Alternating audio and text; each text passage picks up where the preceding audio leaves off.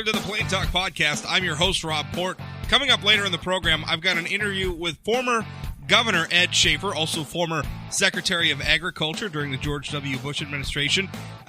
Governor Schafer I wanted him to come on and talk a little bit about the Legacy Fund, because that's become the topic of a lot of debate of yet. We've talked about it in previous episodes. I've been writing about it at sayanythingblog.com. But the Legacy Fund has about $5 billion in it. It's projected by the end of the coming biennium, the biennium that the legislature's in session budgeting for right now. At the end of that biennium, by 2021, it's projected to be at somewhere near $7 billion. It's a lot of money. And there's no real defined purpose for it yet. We're coming up with all sorts of ideas on, for instance, how to invest the principal. There was a proposal, although it got defeated in the state Senate, to take some of the principal and use it as capital to make loans for infrastructure to local governments, where essentially we would be loaning, using the Legacy Fund to make loans to, investing in loans to local government entities to build things like sewage treatment plants and water projects and whatnot. That got defeated.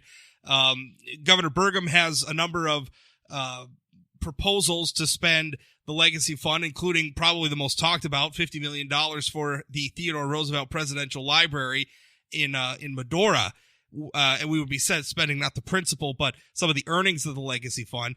And there's another one as well, to use the earnings from the Legacy Fund to essentially replace the income tax, where instead of you and I paying taxes on our income, or our businesses paying taxes on our income, instead the state of North Dakota would use Legacy Fund earnings to replace that revenue.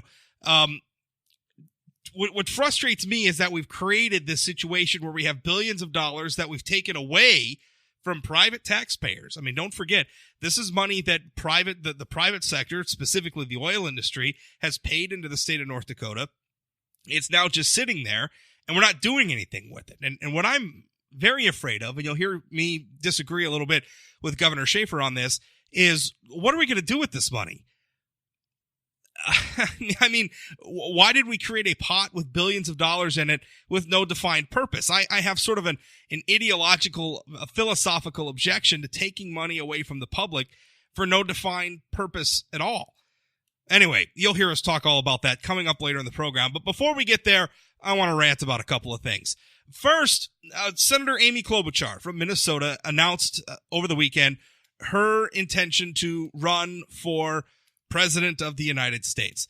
And I think in the field of Democratic candidates, the niche that she is trying to fill is sort of the heartland moderate. For North Dakota listeners, think of it as sort of the Heidi Heitkamp model, right? Sort of that, I'm a Democrat, but I'm a middle of the country Democrat. I'm a moderate. I'm pragmatic. I'll work with anyone. Now, that's the persona that Senator Heitkamp tried to play. Whether or not you believed it was another matter. I think based on the outcome of the 2018 election, there weren't a lot of North Dakotans who actually believed that shtick from Heidi Heitkamp.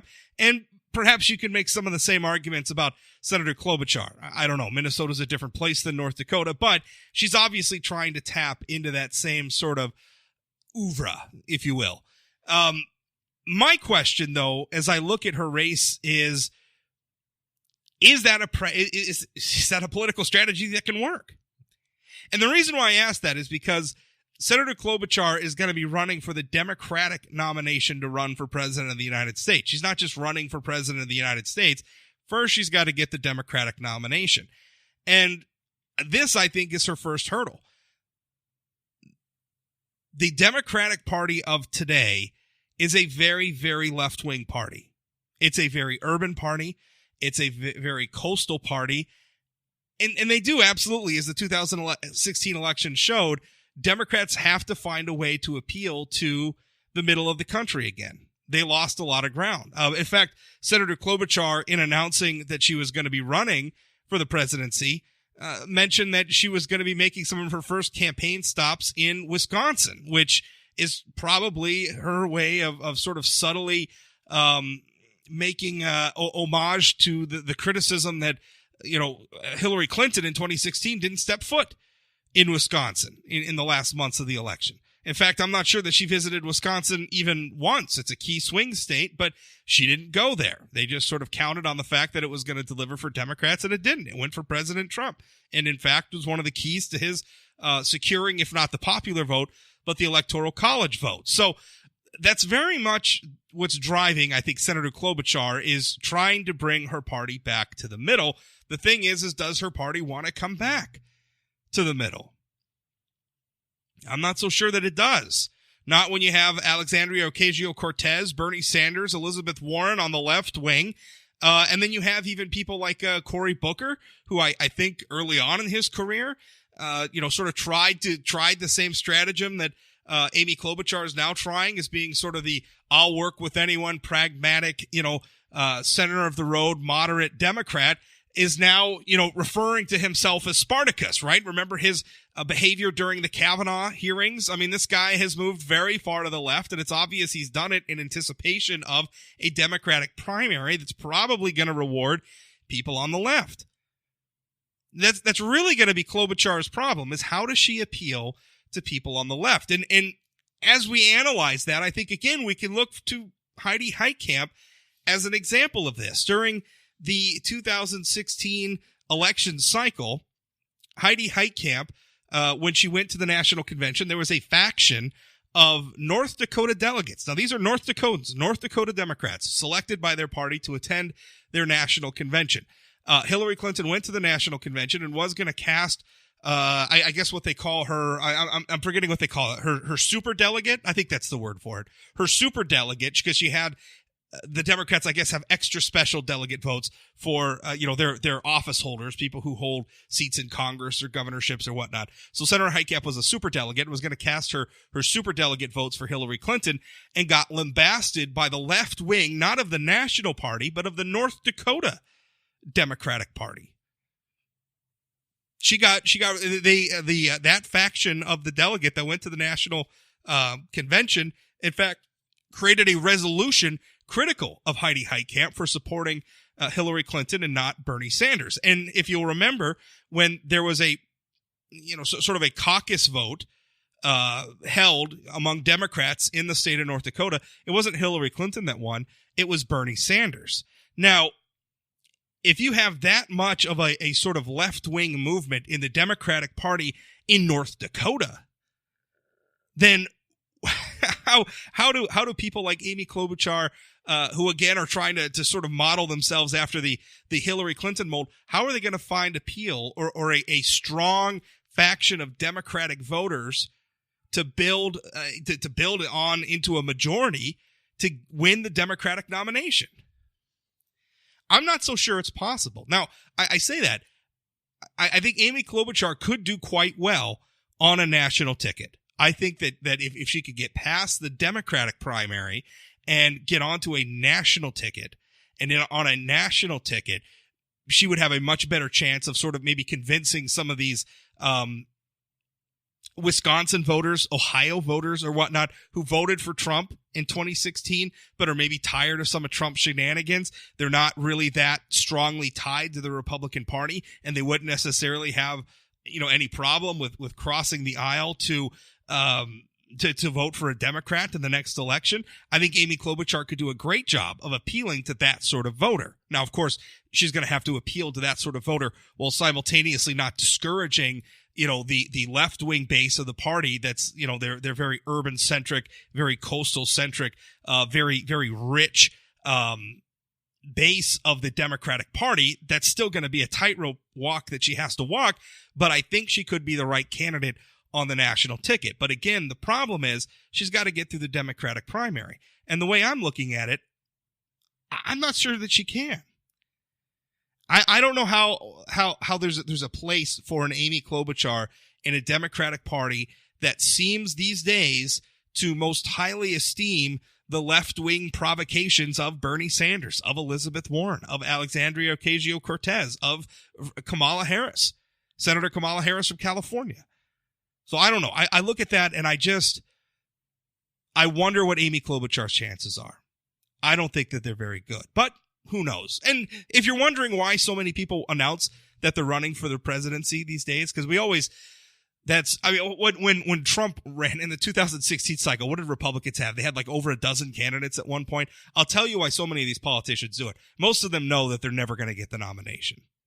And they run anyway because who knows, something could catch on fire. That's certainly what happened with Trump. He just tapped into something, it caught on fire, and hey, he's the president today. That can happen.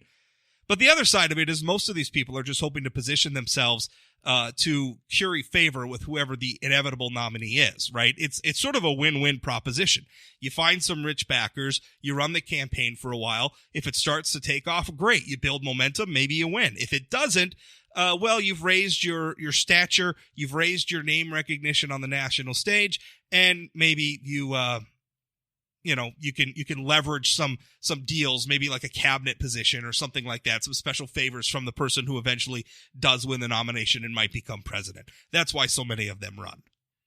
The other thing I wanted to talk about in this opening segment was I had something happen over the weekend with a friend who was telling me about a political meme that they published, and he was telling me that he made a mistake, that he published the political meme on his personal Facebook page and not his political Facebook page. Now, I will tell you, I don't spend a lot of time reading Facebook. I use Facebook for work.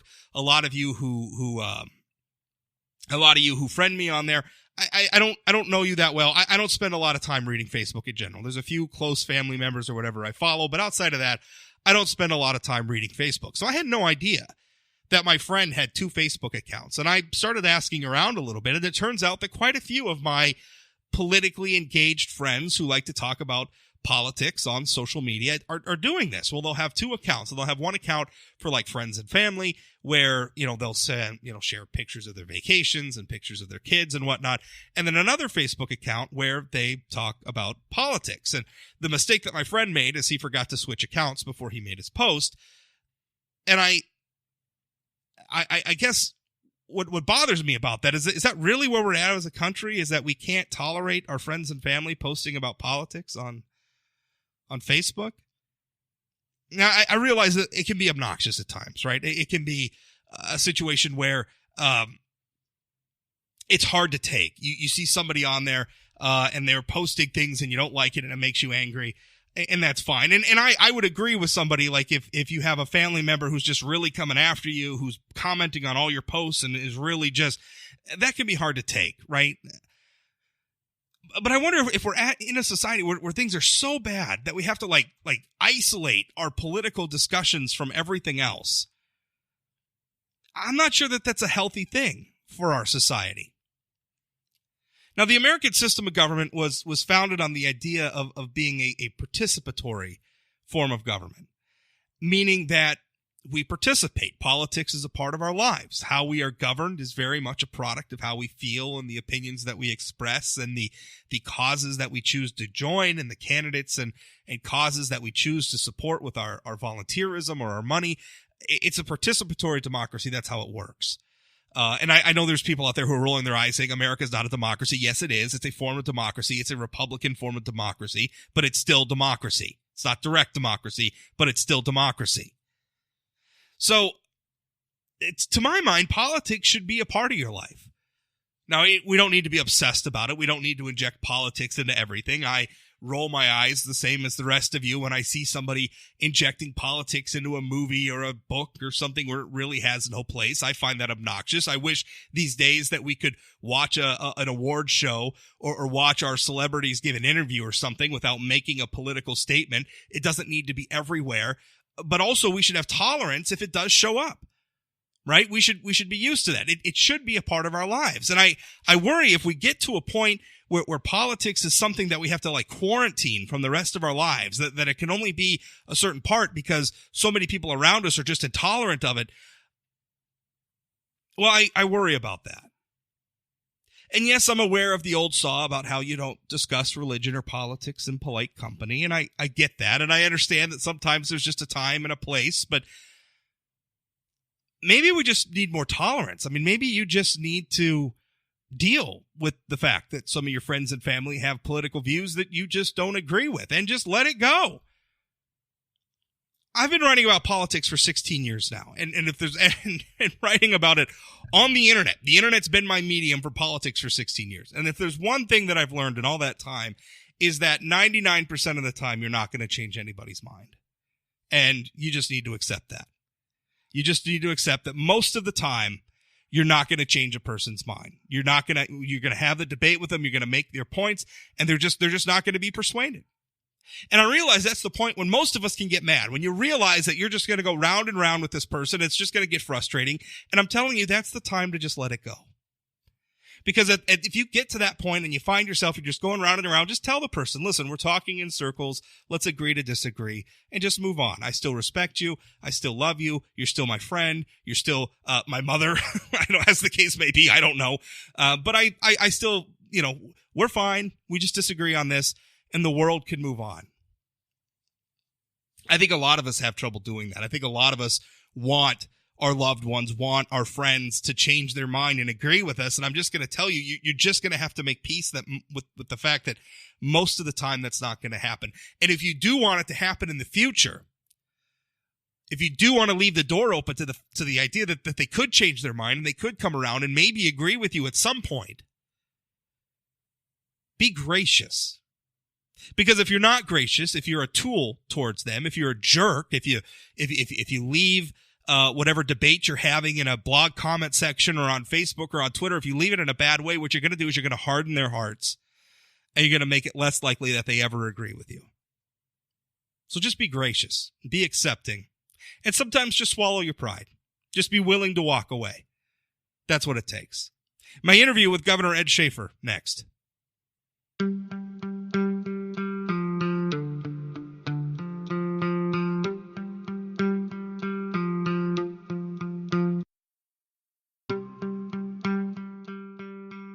This episode of the Plain Talk Podcast is brought to you by Energy of North Dakota.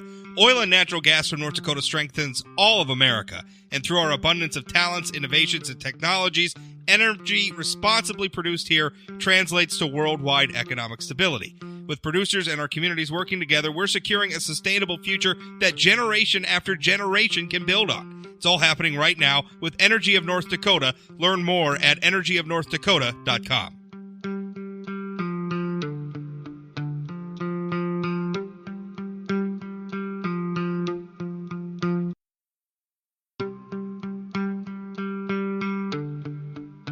I'm here with former North Dakota Governor Ed Schafer, who has been very interested in the Legacy Fund. In fact, a lot of people are very interested in the Legacy Fund. It's it's a growing pot of money, billions of dollars in it. I think the most recent report I saw had around $5 billion in it. I think projections by the end of this biennium, people are thinking it's going to have somewhere in the ballpark of $7 billion, depending on things like earnings. And the big question now is, we created this thing. What are we going to do with it? Now, those of you who have read my blog, read some of my columns, understand I've been a little bit critical of the creation of a fund that has so many billions of dollars taken out of the private sector and put into a government fund with no defined purpose to it. In fact, I went so far as to be critical of people who never seem to want to do anything with the Legacy Fund. I called them Legacy Fund hoarders. And responding to that was Ed Schafer, who wrote this in a column I was happy to post on sayanythingblog.com. He wrote, "I was surprised to see him," referring to me, "write against fiscal conservatism, since many people seem to have taken Rob's comments to heart and have put forth umpteen proposals to spend the money in the fund. I believe some historical context is in order." Now, Ed in his column goes down and he talks about some of the history and how the fund was created. And he concludes, he says, "I am absolutely convinced that if our citizens would not have constitutionally protected the Legacy Fund, governors in the legislature would have raided this savings account many times over. In the last budget cycle, the legislature used anticipated earnings, $200 million, from the fund to balance the budget, a fundamental purpose of the Legacy Fund." Basically your argument, Ed, is we ought to keep saving the Legacy Fund. My argument is we've saved enough already. Let's figure out what we're doing with this. Tell me, why do you think I'm all wet? Well, you're not all wet.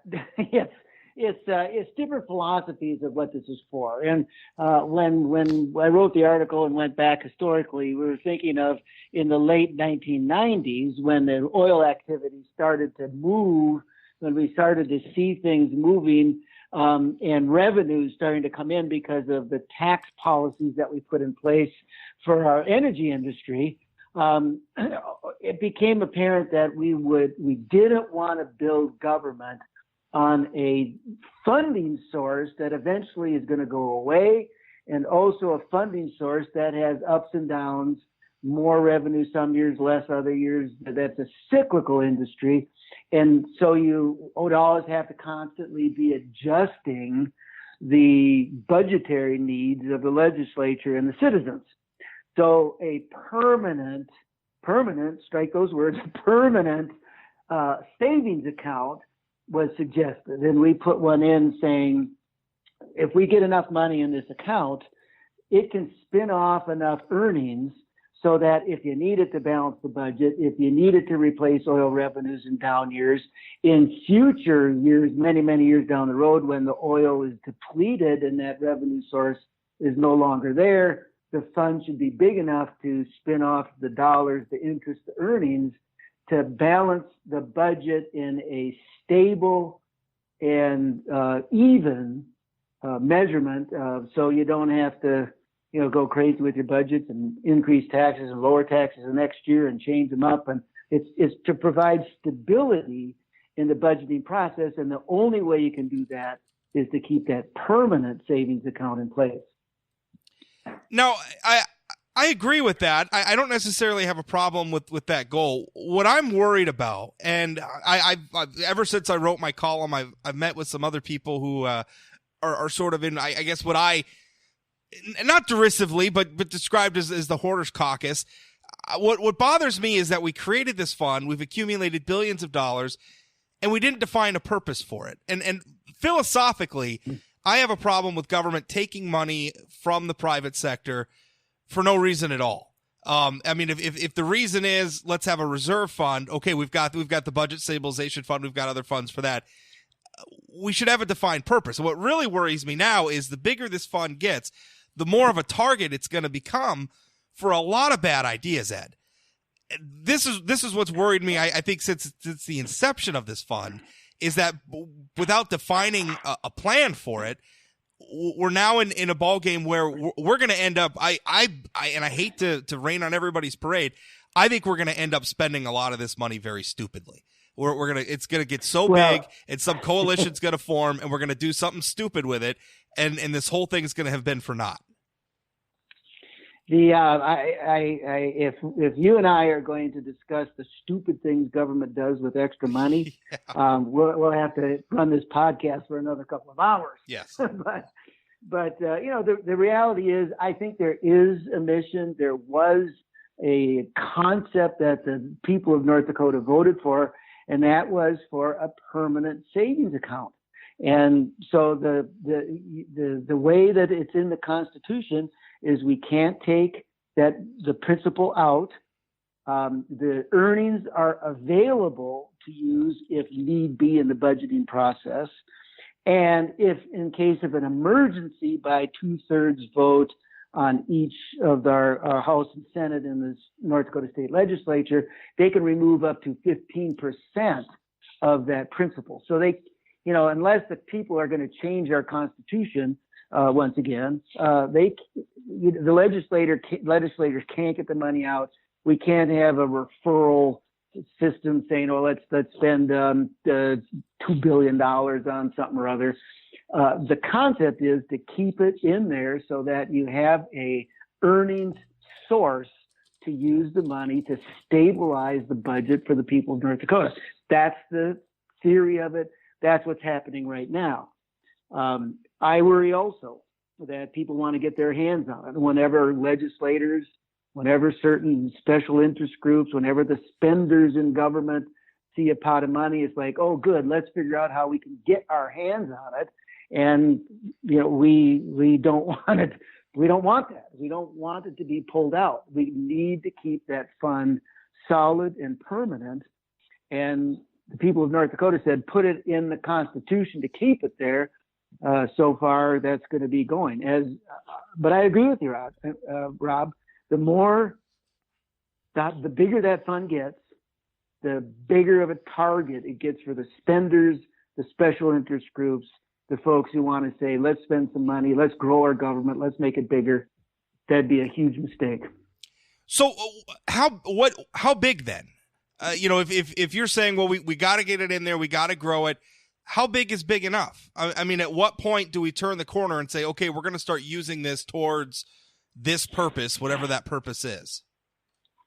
Well, I don't think there is big enough. The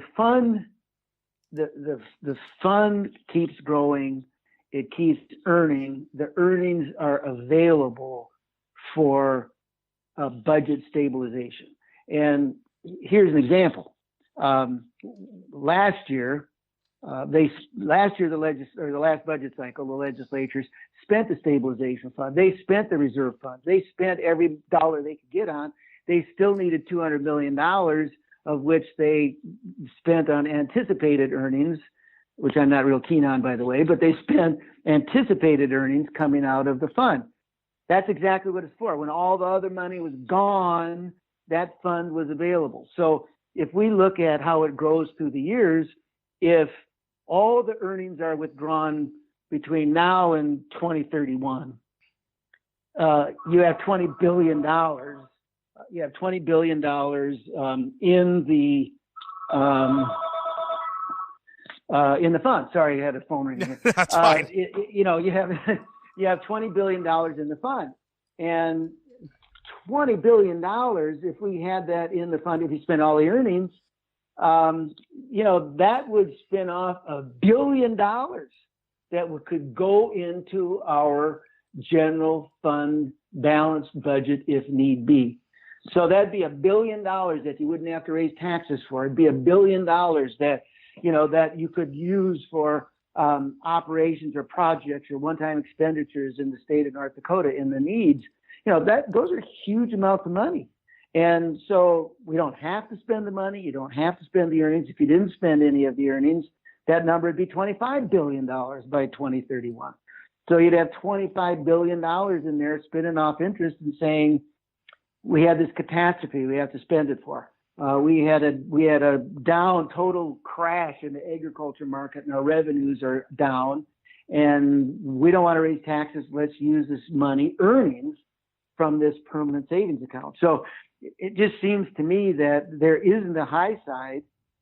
There is only opportunity to earn money to stabilize our budget if need be. Okay. I can understand that, but I think we're both fiscally conservative. I think we disagree a little bit on the legacy fund, but generally you and I have a preference for small, efficient government. Let's do the necessary functions. Let's leave the other stuff up to the private sector. Agreed?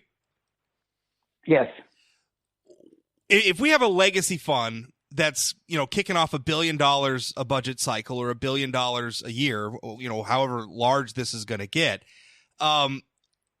do we run into a situation where the legacy fund is just funding a lot of unnecessary government? Because I worry about, okay, the legacy fund's kicking off all this money, but I'm still paying an income tax and I'm still paying sales taxes and property taxes and all these other things. And the government's now just doing a lot of crazy stuff that maybe the government doesn't do because they have the legacy fund pumping all of its revenues into the government. I worry that we could run into a situation where we get a lot of government bloat because the legacy fund is acting like a fuel cell to grow government. It's a legitimate concern, Rob. You have legislators, when legislators are in the Capitol in Bismarck, all of our wallets are in danger. And, they're right now the legislature can have frivolous expenditures or expenditures like they've done in the past that compete with the private sector, expenditures that are put forth because they sound good, feel good, but aren't necessary for the delivery of good government. All those things can happen right now. They can raise taxes and spend money right now. They tried to raise taxes in the last session and spend it now. They're trying to raise taxes in this session and spend it now. That's always a danger. And certainly it's a legitimate concern to be able to look at this and say, we've got these earnings, it's easy money, let's put them in there and balance the budget. If we don't keep control of our government by electing the proper governor, by electing the proper legislators, by electing people that are going to care for and give good counsel to the money and the efficiencies of government for the people of North Dakota, then we're gonna have problems. And I think my next step on this whole thing, if you want to deal with the legitimate concern that both you and I have that government will spend this money because it's available, is I think we need to have a target size of government. If we say our government's going to be based on a certain percentage of personal income, if our government's going to be paid, grow at the same rate of population growth, is our government going to grow at the same rate as the consumer price index, whatever the case may be. I think you have to have a target and something to keep pushing for to say, this is going to be the size of our government. It isn't, we got a whole bunch of money, let's spend it. It's going to be, how do we design a government to fit this particular size for the people of North Dakota? That's the only way that we're going to have to keep pushing to keep our government from bloating, from expanding, and from doing unnecessary things with the people's money. I think where a lot of people get confused, because the legacy fund, its principle comes from oil tax revenues. And so I think some people feel that the legacy fund, they get confused because obviously the oil industry is volatile. As we've seen over the last couple of budget cycles, there's ups, there's downs. It's the realities of the commodities market. Agriculture is the same thing. Commodity markets, they're a roller coaster. What are you going to do? The legacy fund, though, is a lot more stable, because what the earnings that the legacy fund produces are interest earnings, like investment income, where the legacy fund's been invested in different ways and that produces revenue that comes back. That's not oil revenues. That's not tied to the oil industry. That's tied to the way the investments for the legacy fund are managed. There's still some risk there, but it's not as volatile as the oil industry. Now, the reason why I'm saying that is we do have a proposal in this legislative session from Representative Craig Hedlund. And frankly, it's the best proposal I've seen yet for the legacy fund. And what they're proposing on doing is taking the earnings and using it to, over time, buy down income taxes. So essentially what they're going to use is the legacy fund as a way to offset what we're currently paying in income taxes. I like that idea because we're going to use it in a way that benefits most North Dakotans. And instead of growing government, it's sort of a way of reducing the burden of government. Do you like a plan like that? Well, I like any plan that can reduce our taxes, and I think that makes sense. One of the issues of having a savings account that can give the stabilizing budget is you don't have to raise taxes, you don't have to lower taxes, you have the money available to balance the budget in critical times when they're up and down. I have two objections to Representative Hedlund's bill. One is, to me, the income tax. If you look at the if you look at the tax balance of sales tax, income tax, and property taxes that our governments work on, the income tax is the most fair tax. It's the tax that if your earnings increase, you pay more. If you look at sales tax is unfair. Everybody pays the same thing, no matter if you earn $1 billion a year or $20,000 a year. If you have to buy a new water heater, you pay the sales tax on it, and that's not as fair tax as an income tax. So to be targeting an income tax renewal, it sounds good. Like to compare ourselves to South Dakota or Florida or Arizona, where they don't have an income tax. It makes some sense. On the other hand, that's not the fairest tax in the whole world. So, that's the most fair tax we have. So eliminate that tax versus reducing one of our other taxes, for instance. It doesn't make sense. The other thing that bothers me about any legislation that ties specific funds to a specific program. And what I mean with that is, here's an example. In the 1970s, we tied oil extraction tax to education funding. And the people of North Dakota, then state treasurer or state whatever he was, treasurer, I think, Conrad and Byron Dorgan, those guys said, let's take our oil earnings that we have in the 70s, let's tie them to education. And so they put an amendment on the ballot, an initiated measure, said let's have 6.5% extraction tax and put it in education. Sounded great, sounded fun. We got this great funding source. There's oil. Guess what? In the 80s, when oil crashed, you didn't have any money for education. So what happened was the legislature had allocated all the other dollars available.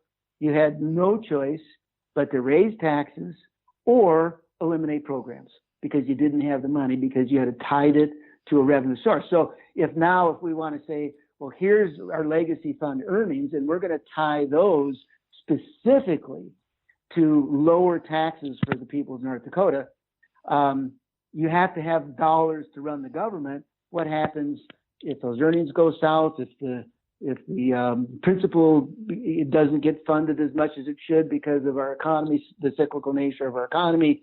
Where are we with these things? So I worry about things. They're saying, let's just spend those funds because they're going to keep coming. They're going to be there. No worries. They're just going to straight line themselves up, and we'll just buy down our income tax, or we'll buy down something with that. And who knows what's going to happen in the future? We've gotten in trouble with that kind of philosophy in the past, and I'm just not comfortable with it. Last question. We're basically at a point where, again, when I asked you about, sort of, how do we stop the legacy fund from becoming a fuel cell to grow government? How do we stop the legacy fund from being used stupidly? And I think your answer to those is essentially, well, we got to elect the right people. Well, you're a Republican. We've been electing Republican majorities to the legislature, to the executive branch. We've had a Republican governor for as long as I've lived in North Dakota. Well, I shouldn't say that. I got in on 2 years of the Senator administration. But it's, I guess the thing is I'm looking at this. Where are these mythical lawmakers who are going to restrain their spending? I mean, where do they exist? Because I'm looking across the political landscape in North Dakota. I don't see them. I tell you what, I see them here and there. I don't see anything approaching a majority faction that governs in Bismarck. I'm just wondering, when it comes to, saying, well, we got to elect the right people, when have we ever done that? Well, of course, I'd say you did it when they elected Ed Schafer. Well, fair enough. Because I was the true fiscal conservative that lowered our cost of government. I didn't increase our cost of government. And really, Rob, one of the biggest disappointments I have as a North Dakotan is how I have watched, since Nancy and I got out of office, how I have watched our government grow. It's becoming bigger. It's become bloated. It grew more than the population increases. It grew more than our income increases. It grew more than any kind of measurement you want to have by leaps and bounds. It wasn't just a little bit more. I mean, we hugely expanded government as Republicans, which is totally against what I stand for and what I think about. But hey, that's what happened. The real driver here is the people. The people of North Dakota drove the legacy fund into existence. They have protected it in the Constitution and set up a mechanism to use those earnings. Now, the best way to use those earnings is if we need them. The best way to use those earnings are one-time deals, one-time projects, as we call them, legacy fund things. If we anticipate those earnings as a permanent funding source in the operations of government, and that's what those bills would say. They'd say, we're going to take those earnings and they are going to be our standard revenue operating for government. If we build those into the operations of government, then we're making a big mistake on how to use this fund. It should be captive. It should be permanent.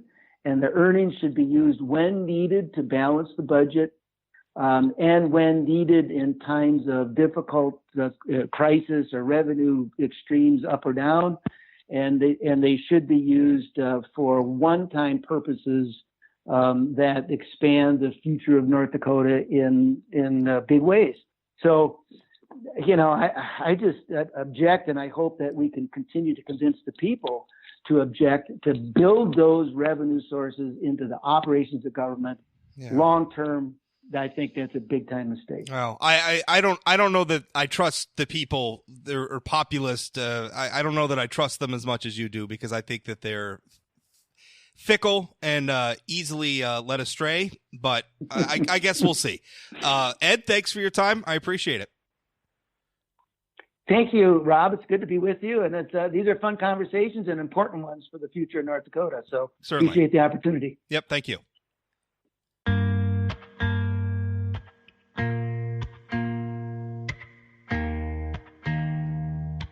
That's it for today's Plain Talk podcast. But before we go, some listener feedback. If you ever want to send me feedback on the show, you can certainly do that. rob@sayanythingblog.com, or if you track me down on Facebook or Twitter, you can send me messages or tweets that way. And if I find what you have to say interesting, maybe we'll read your feedback on the show. Scott emails me. He says, Rob, I just read your column in the forum about the fuel tax issue. Now, what Scott's referring to is my Sunday print column. If you didn't catch it, it's in the Fargo Forum, Grand Forks Herald, Jamestown Sun, Dickinson Press, Minot Daily, just about every daily newspaper across the state. The subject of this week's column was my belief that North Dakota ought to raise its fuel tax, and the reason that we aren't is an attitude among voters that is very common, wherein we want nice government things, but we don't really want to pay for them. Anyway, back to Scott's email. He says, I just read your column in the forum about the fuel tax issue. While I agree with you that the more you drive, the more you pay, there is a problem with that. Farmers use the roads quite a bit, but they can and do get most of the tax back. If they did not get refunded, maybe the gas tax could actually go down. Just a thought. It's an interesting point. I don't have the number on the amount of fuel tax that farmers are allowed to avoid or are exempted from. So I couldn't tell you how much revenue that would generate if we got rid of that exemption, or what its impact on the overall collections would be. I just don't know. I will say, though, that Scott's hitting on something that I do think is a foundation of good policy. Now, as he says, and as I argued in my column, I like the fuel tax because it's a sort of use fee for our roads. The more you drive, the more gas you use, the more tax you pay, and that's the way it ought to be. I'm a firm believer that wherever we can, we should tie the cost of a given government service to the people using that service as closely and proportionally as possible, which is to say that people who don't use the service, who don't use it much, should pay little or no tax, and the people who use it a whole bunch should pay a whole bunch of tax. That's the way it ought to work. In my mind, it's a use fee. Now, what he's saying is that, well, we have a carve-out from these fees, and that's putting upward pressure on the tax for the rest of us, and he's not wrong. In fact, we do this in a lot of places in the tax code. As a matter of fact, the reason why everybody dreads their income tax, right, because as we enter tax season and we all count down the days to that deadline, April 15th or whatever the date's going to be this year, where we got to turn in our tax returns. The reason why that code is so complicated is because we've made so many carve-outs, right? You got to carve out, you can deduct your mortgage, you can deduct this. If you got an electric vehicle, maybe you get a deduction. If you got solar panels on your house, maybe you get a deduction. And that's basically the politicians trying to curry favor or manipulate us into engaging a certain sort of behavior that they want to promote. They do this all the time, but what it does is it makes the tax code convoluted, it narrows the tax base, and generally that's not good policy. What I would like to see is us get back to tax codes that are generally broad, tax codes that are generally apply, as evenly as possible across as wide a swath as people as possible. Because when it comes to paying for the government, listen, it belongs to all of us. And, generally outside of the aforementioned use fees that I talk about, where we're tying the cost of a particular service to the people using it, to the extent that we need general taxes, I think everybody should pay at least a little bit of tax. And if government gets bigger, everybody's tax bill should go up a little bit. I think if that were the scenario, we would have a much more manageable sort of government. Unfortunately, that doesn't make for good politics. What makes for good politics is the ability to exempt certain people or certain industries, to curry favor with them. That's good politics. But of course, good politics doesn't always produce good policy. That's it for today. Again, you can follow me on Facebook. You can follow me on Twitter. All new episodes of this show are posted there. They're also posted at sayanythingblog.com, which I'm sure you all follow as well. If you want to subscribe to the podcast, if you go to sayanythingblog.com, click on the Plain Talk podcast link. All the links are there, or just search for Plain Talk with Rob Port on the podcast service of your choice. Thanks for listening, and we'll talk again.